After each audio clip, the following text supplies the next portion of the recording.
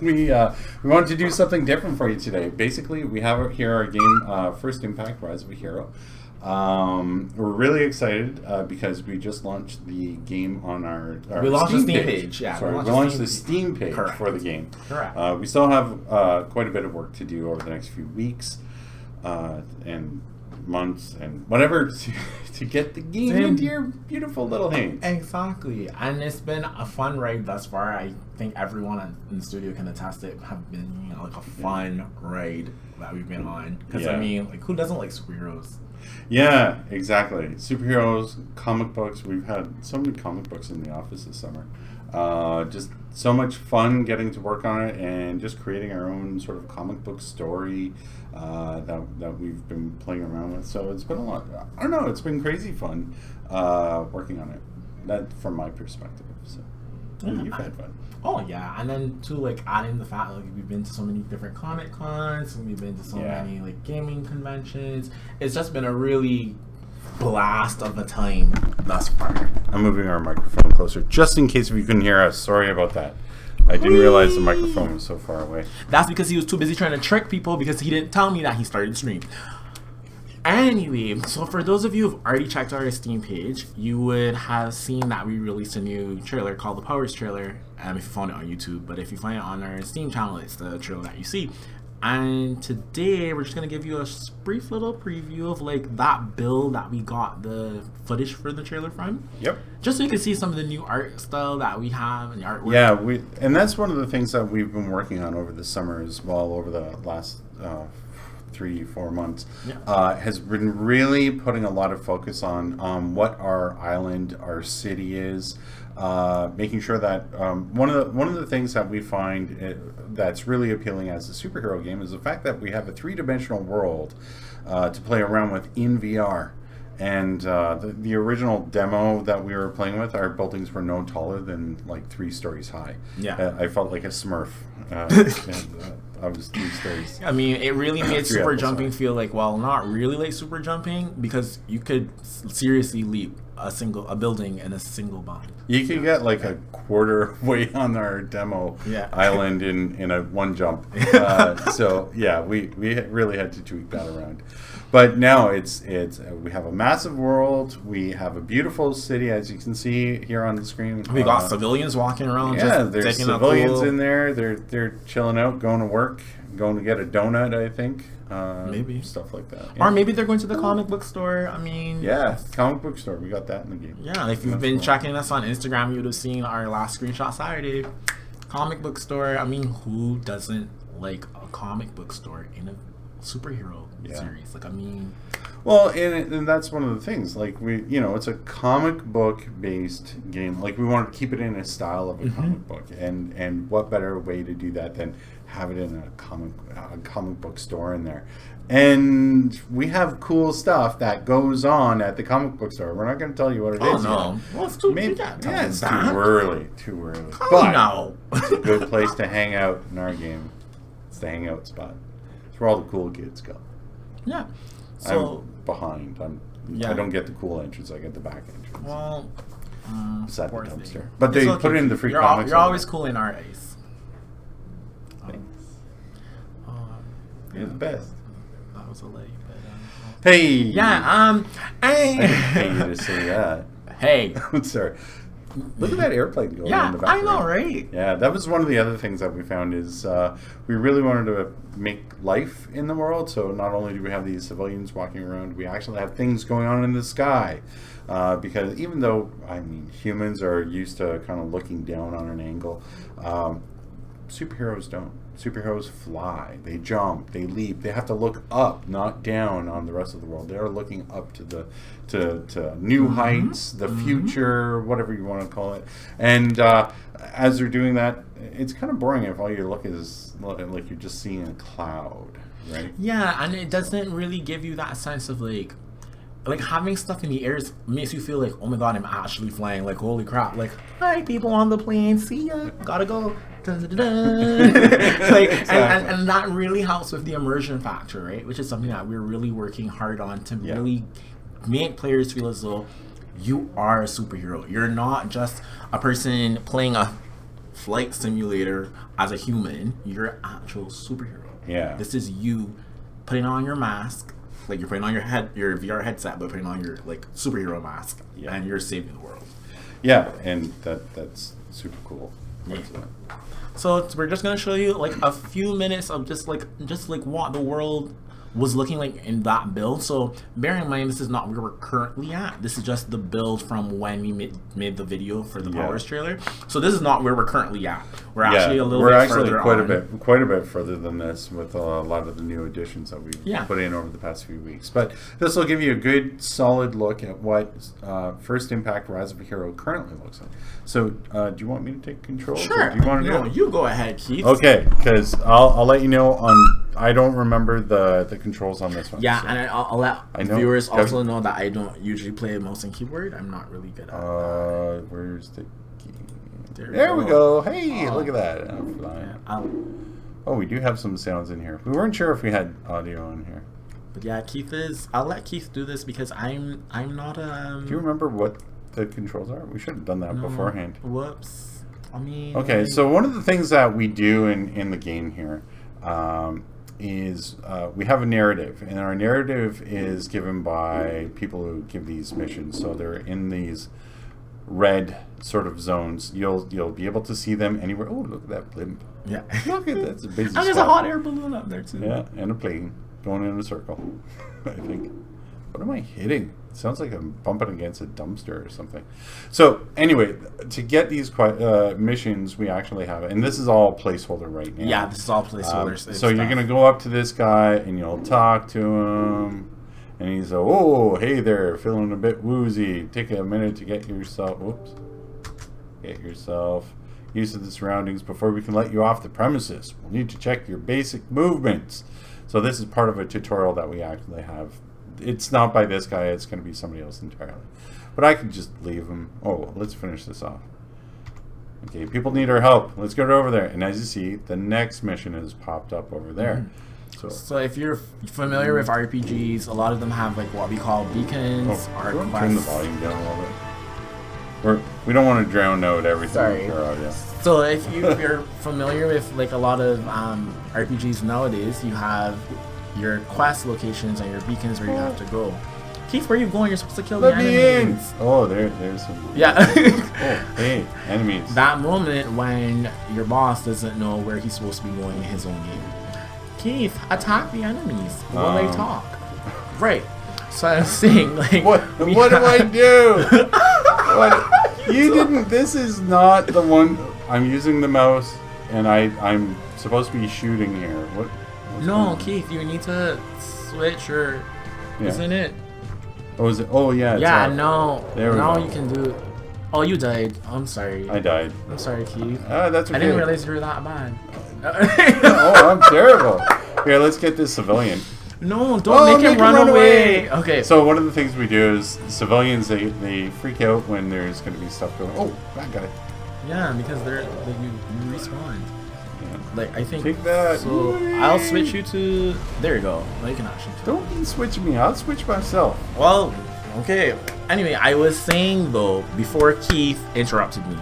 We do so because we have an open island where you can actually go around and see different parts of the island and explore. It's very easy to lose track of where you're supposed to go if you don't have a beacon or something to tell you where you're supposed to go.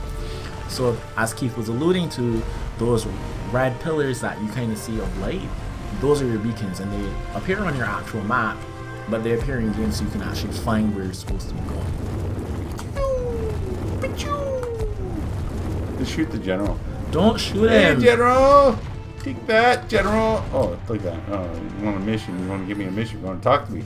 You! I don't know who you are. There's monsters! Ah! I'm skipping on. I don't want to give out people everything. Correct, and that's it. But as you can see... Let's switch to... Oh, that's our ice power. That one's good. Oh, yeah. So, if we switch back to air... make him float again. Yeah.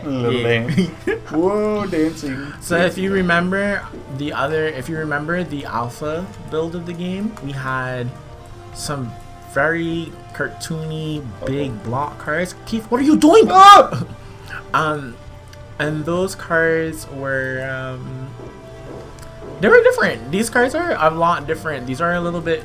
It's more stylized Yeah. as well, and like we wanted to make sure that the world actually felt like it had its own design to it, and so these cards are really a part of that. That feeling. Oops. Well, no, Oh, more bad guys. don't fight them, Keith. Don't fight Why them. not? Run I'm gonna away. make them throw them up. Oh, Oh, that's why I told you yay! don't fight them. You're not strong enough. I am strong power's enough. not Look at that. with He's you. ragdolling out of this guy. Take There's that, you. no power left in you, Keith. You can't do it. What? I told you not to. Why not? Because you don't have the power. What do you mean I don't have? I've taken him two. Look, 3. Do not Damn. have the power. Look at that. Oh, Oh. his button there. His face. Yeah, hello. And yes, in VR, we can play this in VR and outside of VR. Yeah. Today, Dudley and I actually, we have a busy afternoon, so we're just Yeah. going to play a little bit here. Oh, yeah. And then I'm not sure but I about wanted that. to talk to you. So while you're playing, I'll Yeah, ask yeah, you yeah. some cool questions I really wanted to ask, and I think the viewers are probably interested in knowing. So, like, where was the concept behind superhero? Like, I mean, you could have taken anything to create a game like this. I mean, you could have done something like, oh, you're just like a civilian, it's like a sandbox, you run around and do Yeah. crazy stuff. But you didn't. You wanted to create like a brand new like superhero game that isn't affiliated necessarily with DC or Marvel, but like an actual superhero game. So where did Yeah. that come from? What led Well, you to that? yeah, kind of- that's an excellent question. There were a few different reasons for this. Number one, I mean, to me, when I first tried on a VR headset, I mean, and this goes back to the 90s, made me sick. It was terrible. But at the same time, I recognized that it was a much different experience than just playing a game on a computer. And instead, what we could do is really focus on showing people, really sort of immerse them with the psychology. One of the things that, like, this actually came to me like, when I was originally designing the game, is that everybody has this dream that they want to fly. Whether or not they have the actual dream of flight, or it's something that maybe they actually are pilots. People really want to engage in that, and I think people really have that, especially that childlike imagination of being able to fly like Superman. And everybody knows that as soon as, like, if you're pretending to fly, hold out your arms like this, boop, and then you're flying. It doesn't matter if you actually are or not. But now we can actually do that in Yeah. VR, and that's the super cool thing, right? And what's our defensive power? Oh yeah. Don't show. Oh, that's early stuff. Yes, Keith. This is why I think so. Keith, maybe stop playing at this All right, point, all so right. that you All won't right. spoil anything that you're not supposed to like show people. Yeah, Oops, work in like, progress. Whoops. See, I pressed the wrong. Don't touch. Okay. You told me not to play. You don't play. Okay. Right. It's all that stuff has already been fixed. Dude. I know, but that's what I'm Yeah. saying. I don't want people. Y'all don't need to see all of the development stuff. And well, you can just watch me die here. It's all fine. Yeah. So really, it's about that psychology of getting in behind the mask of what it is to be a superhero, and that's why we also chose superheroes, not superpowered people. I don't know. I think most people are actually, in general, I believe everybody's a good person deep down, no matter what, and everybody means the best. Sometimes we get in conflicts and we get into fights and we get into disagreements. Those things are normal and those happen. But that's because we're all trying to come at things from our own perspectives. Perspective, yes. And that's what this game is all about, is that it's about creating you as a hero and then allowing you to play as you will. If I want, I can go around and defeat all these enemies if I want, or I can go save some people who are in distress Yeah. and go do missions that tell me more of the storyline, or go to the comic book store. Who knows? See Check what out some of happens. the cool stuff that's happening at the Yeah, comic book store. exactly. So from the VR perspective with that immersion, it's really about tapping into what is the deeper subconscious of people.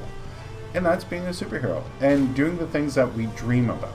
Yeah, and I think that's important too, especially with the fact that VR it's not new. It's just that it's been brought back to consumers in a way that's kind of new, but the idea of itself isn't new. No. So it's kind of interesting now, especially now that we've had the launch of the Oculus, we've had the launch of the HTC Vive, we had PSVR launch in October. Now people are really clamoring for that content that pushes the boundaries of VR, and it's not just, well, we made a game that basically you can change the camera angle to just be your headset, which is not really VR. It's you're not, from a design perspective, you're not really making true use of VR. You're just kind of, it's more gimmicky. It's gimmicky at that point, and absolutely. And I actually had a friend I brought into the office once, and I showed him a couple things, and he said, "Oh, so that's what VR is like," because he's been looking at it for so long. Where he said, "Yeah, it's just a gimmick. It's not actually something where it's going to make a difference for how you play." And he even thinks that something where it's he has his own thoughts about VR. But at the same time, he brought up a really good point, which is it's up to the developers to really focus on bringing the most out of VR. Yeah. There's certain storytelling that you can do in VR that you can't do elsewhere. There's certain types of storytelling, I think, that you can do in VR and on PC experiences or console experiences that are similar, but it's a little bit more when you get into VR, where you feel the immersion. Like, I can get behind I can play any kind of superhero game or a first-person shooter or an RPG, and I'm sitting on my sofa with a controller, or I'm on my in my office at home on my PC in my chair, and I can feel like I'm part of it. But as soon as I put on that headset, it's like, whoa, this is like putting on a new reality. It really is that difference, and I think that's a really important difference that developers have to take the most advantage of working in VR and take a look at all the features and maximize on that. And that's why I likened it to the idea of almost like you were putting on your superhero mask, because it's literally you put on that VR headset and you just change. Everything just changes because your whole world is now different, entirely different, and what you can do in that world is also different. Very different. As soon as you add agency on top of immersion, all of a sudden it's like, what? Mom's calling me for supper? Must be in that other world I'm from, not it doesn't break reality, but it's a different reality that you're. And like two things just came up when you said that. I thought of when we were at PAX and that guy came and said that he's like, oh, I don't really believe in VR because VR is going to be exclusive. I don't think I think it's just a TV screen. Like, it's just a TV screen. So where's just a TV screen against your face? It's 2 inches from your eyes. Yeah, and then he played First Impact, and this is when he's playing the alpha build, mind you. Right? Yeah, this is not even this is not even with the updated graphics or some of the cool new stuff that we have in. Like, he was just playing the alpha build, and we converted him. Yeah, he converted himself because he just had this big grin. All you saw was him playing, and he was playing. He was like, "Wow," and he just had that big smile on his face. And that was to me that was a great part of the summer and demoing the game a lot. Is just seeing that smile, that grin that would get on people's face, and they would feel like the superhero. Yeah, and then like it's just really great to see how people change their perspectives when they've actually tried something that kind of pushes that boundary. Because the other thing that I was reading today, because I'm the marketer here. Well, and we do a lot of reading. Yes, I was reading today. She's a writer for, I forgot her name, but she's a writer for PlayStation Magazine, and she was talking about the fact that she just wants more content on PlayStation VR, and not even necessarily games. She just wants more content because she just loves just sitting down on her couch and just being lost. Yeah. Like, lost in a completely different world. And there's something to be said about the quality of the content too, right? Like, there's a lot of content that's out there in VR, which unfortunately is just not all that up to snuff. It's an early access title, or it's something like a tech demo that somebody's calling a game, and it's not really fully fleshed out. Like, we tried a couple of those on our channel and off channel, and there's a need for the content to be there, and it's up to the developers to make sure that it's good content, because as soon as we start overloading the system with a lot of crap, that is where we're gonna lose. We're gonna lose consumers. customers. We're gonna lose the interest in VR. Yeah. Everybody's gonna say, "Well, it's really cool, but they put out a lot of No, turds." a lot of crap, and Yeah. that's the big fear, right? Because you don't want for this, since it's a fledgling industry, Yeah. you don't want it to be kind of snuffed out or like stifled or like It stabbed to already death. happened in the 90s, right? Right, It we kinda we killed can't itself afford too for that to happen again. Not when there's so much creativity Yeah. and so much great content that can be created Yeah. because of all the cool things that we can actually do now. Yeah, I think in part the problem is because it's still early. Even though like this is a year of VR, this is a year we had 3 major headsets, 4 actually launch out into the world, but it's not mainstream yet. No. In order to get it mainstream, we have to make it accessible, and the only way to do that is by having really good content. Like they always say, like VR has not found its killer app yet in order to grab that mainstream market and really do that. But developers have to like get off of their butts and get content created as quickly as possible, so we make our mistakes, we experiment, we get to do new and cool things, and by doing that, we'll figure out how to get to that cool part where we actually have this killer content. You know, and it's always a challenge that the technology is so new and it's so early. Are we there? I think we have. Like our game really makes you feel like a superhero. Not everybody wants to feel like a superhero. Some people want to feel like a gardener. And if that's the case, then you can have a virtual reality gardening simulator, right? Yeah, and like that's the thing. Farmville VR. It is, and that's the thing, is creating those different experiences, whatever, is creating those different content experiences for different kinds of customers, different kinds of consumers, or different kinds of people who want different kinds of things, because we all don't want the same thing. Yep. But we need more than just wave shooters. I mean, I've sat Zombie down wave shooters. and watched Although that being said, Arizona Sunshine is launched this week. I'm really excited by that game. It looks beautiful. I think the gameplay is pretty solid behind it. It's really well thought out in terms of design. But it's another zombie shooter, wave shooter game. And there's tons of wave shooters. It's like with mobile a few years ago, it was Flappy Bird.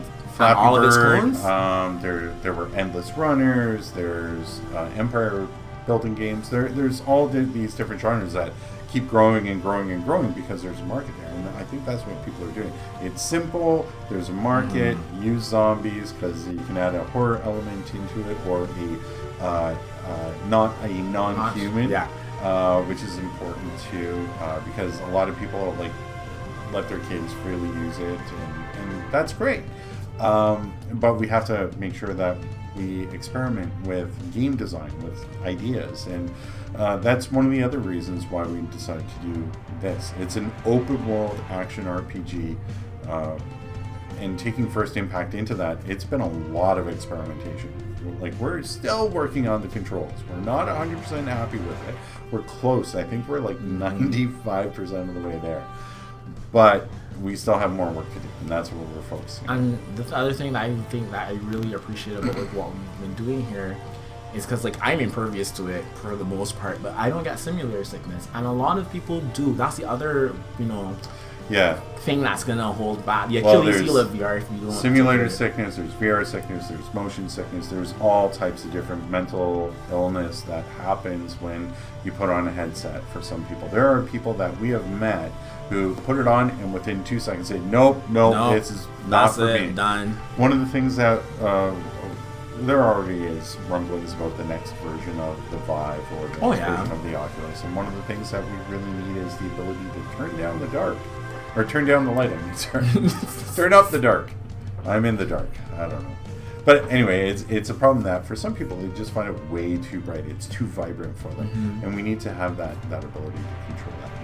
But it's also part of the risk that how does that actually affect people if it's not that bright? And we're not going to go into this week, maybe another week, we'll talk more about specific strategies that we've implemented actually to make this game a lot more user-friendly. And not just user-friendly from an interface perspective, but also from a perspective of you won't get sick playing our game kind of perspective. Yeah. So, sure. But yeah, like that's something I think that we really took a big, as one of our major goals We want to make an experience where people won't get sick and want to throw off their headset within 30 seconds and be pissed that they spent money on something that looks amazing. Yeah, exactly. And it's still something that we're gonna work our best on. We may have we have a variety of solutions to work with.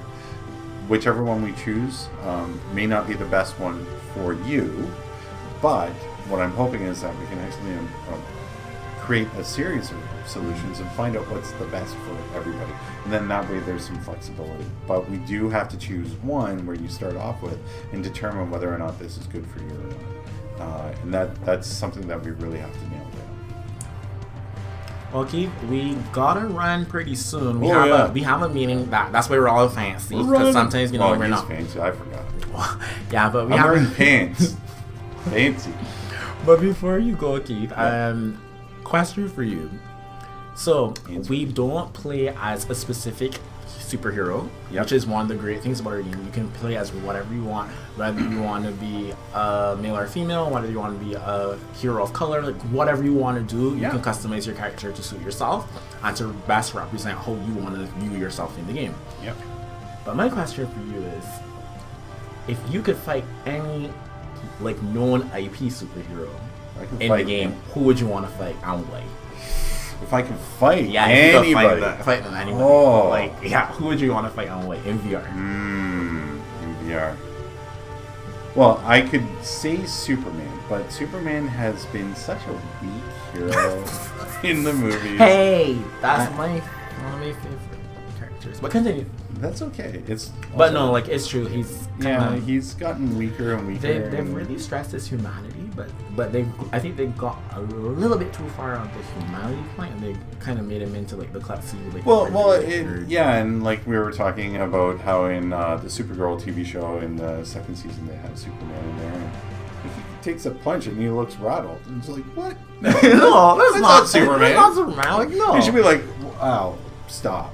I'm gonna laser burn your face. Yeah. Yeah. Ooh, if I had to, does they have to be a hero or a villain? Can I choose a villain?